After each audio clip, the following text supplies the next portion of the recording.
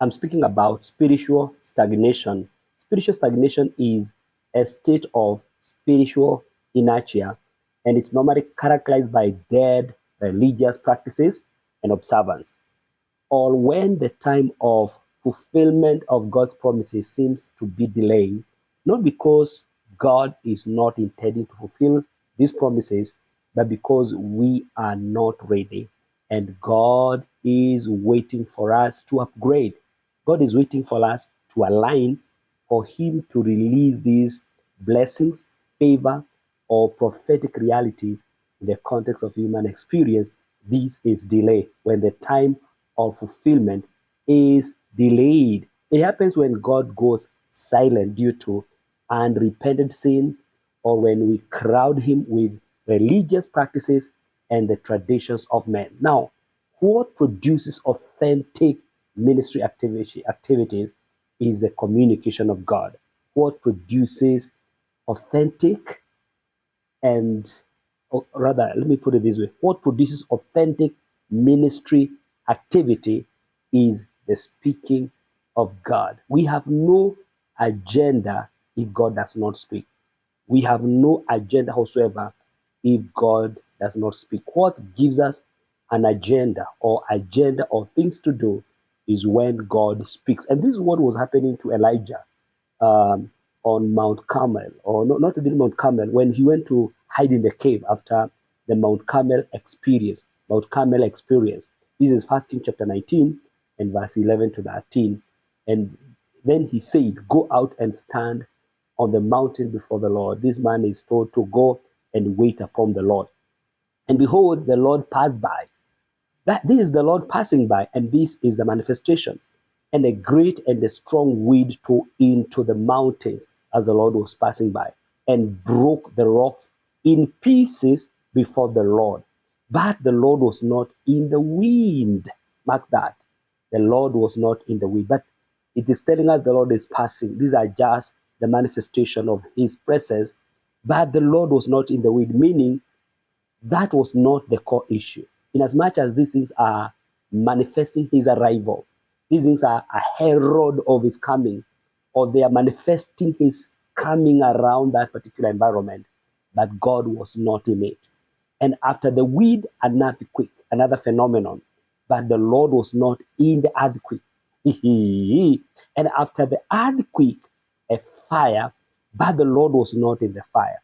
And after the fire, a still small voice. This is now the issue. Now, in all these things, Elijah did not move. Elijah was not moved by the thunder.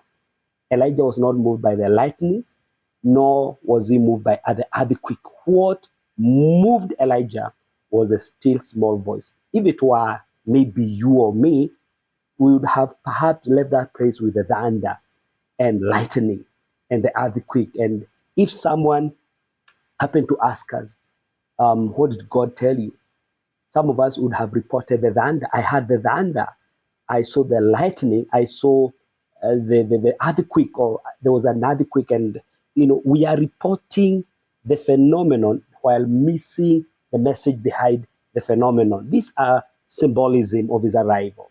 These are things that are actually declaring His arrival. But the problem is we report the thunder, we report the lightning, we report the earthquake, and miss the intended message behind the phenomenon. And today, I just want to encourage us to know how to distill divine communication in the thunder, stealing the voice of God in the lightning and in the earthquake. These are phenomena that are just declaring His arrival. They are not the core things. Like now, if someone attends a certain meeting, and after the meeting or the conference, you ask these believers, how was the meeting? Some of them will report and say, it was powerful. It was awesome. But how powerful was it?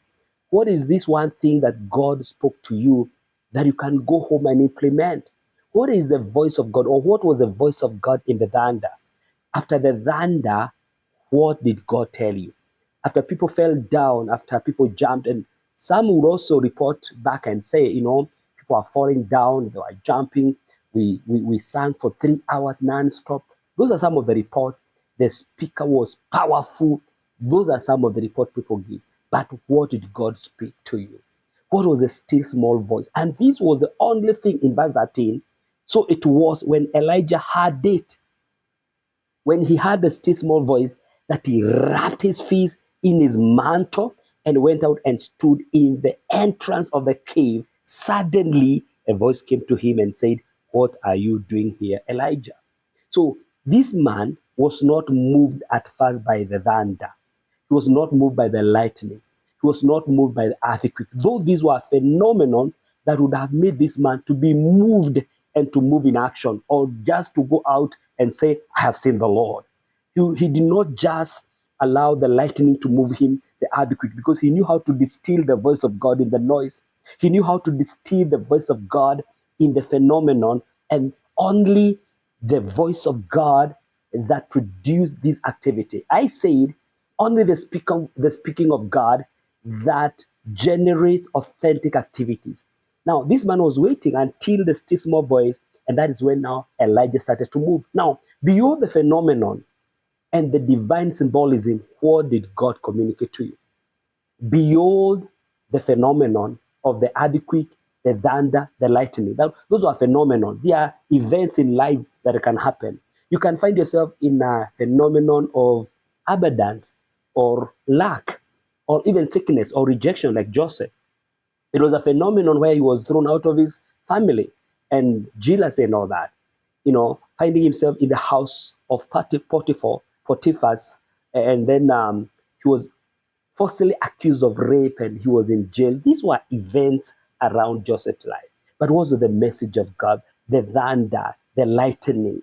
But Joseph was able to distill the voice of God in Genesis chapter 50, verse 19 and 20, when his brother later came for help in Egypt many years later. Now, this time Joseph is a senior man in Egypt, actually second from Pharaoh. And he told them, "You guys, I understand that whatever happened to me was a part of a big plan of God. It was an orchestra, and the organizer was God. God was in the picture. God was in my life. I was not attracted by the phenomenon. I didn't allow the rejection to distract me from hearing the voice of God. I didn't allow the imprisonment to distract me from hearing the voice of God. I didn't allow even death of the beloved, or when you lose your job, when something happens, when you find yourself in the hospital, or even abundance, or pomp and prosperity. You don't allow such things to distract your ability to distill the still small voice. And this is what Joseph is telling them. I have a lot of things in my life, rejection and all that, and even pomp and color. I'm now the second in power, in command. And yet, all these things don't distract me. They don't make me to miss the voice of God, the still small voice, not the thunder, not the lightning, not the storm or the wind can make me get distracted, because I knew how to respond to the speaking of God. What was God telling me? What was God saying in all these things? He was telling me, "I want you to save these people." That was the message. God wanted to develop me, because you cannot be entrusted with such a senior position when you're still bitter. Because bitter people, when they are given an opportunity to lead, they can really revenge. Joseph did not revenge, because the process did not just prepare him for the service, but also made him so that he could become the person that God could entrust with so much power. And he had so much power and he did not abuse that power. There are people, because of bitterness, when they are given power, they abuse it. Now, let's go to Jeremiah. Beyond the phenomenon and divine symbolism, what did God communicate? Moreover, the word of the Lord came to me. This is Jeremiah chapter 1 and verse 11 there. Moreover, the word of the Lord came to me saying, "Jeremiah, what do you see?" And I said, "I see a branch of an almond tree." Then the Lord said to me, "You have seen correctly." Now, behold the phenomenon of the almond tree, behold the imagery, behold the symbolism, behold the metaphor of the almond tree. What do you see? Almond tree was a tree that was fast to ripen in Israel. It was fast to ripen. It was fast to blossom in early what? In early winter or spring there. It represents renewal. So Jeremiah was supposed to see beyond the almond tree. He was supposed to interpret the message of the Lord. What was God communicating? And later he was shown the pot boiling from the north that was representing the wrath of God. And he was able to go beyond the phenomenon to interpret